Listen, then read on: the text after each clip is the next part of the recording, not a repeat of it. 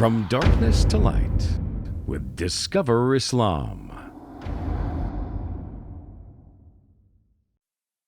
From racism to truth.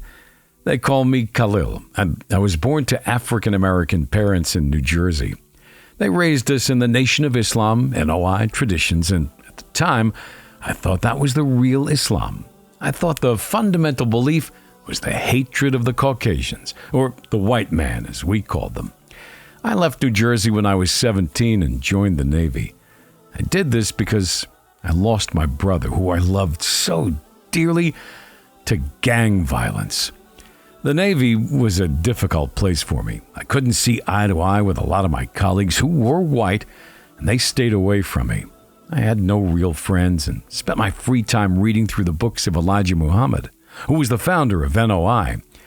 The turning point came when I was stationed in Oman.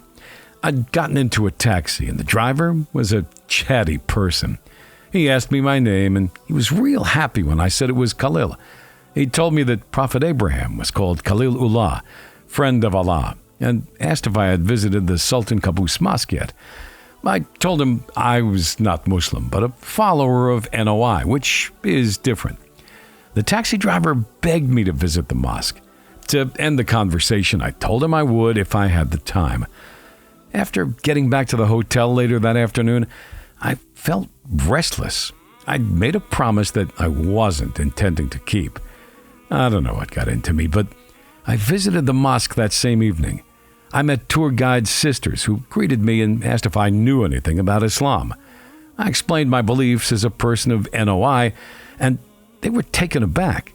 They went on to explain that Islam had no place for racism, that no white man was better than a black or vice versa, except in piety and God consciousness.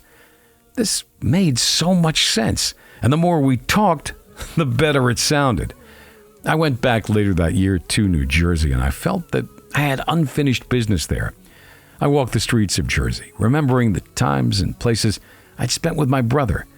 I stood there crying on the street, missing him so much. But through all that emotion, I realized what I had to do. I had to let my brother go and allow Allah into my heart.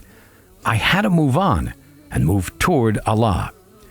After the vacation, I was posted to Bahrain, where I met the African da'i who taught me about the basic beliefs in Islam. I was ready for the truth, and I accepted Islam.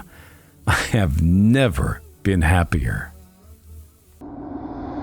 From darkness to light with Discover Islam.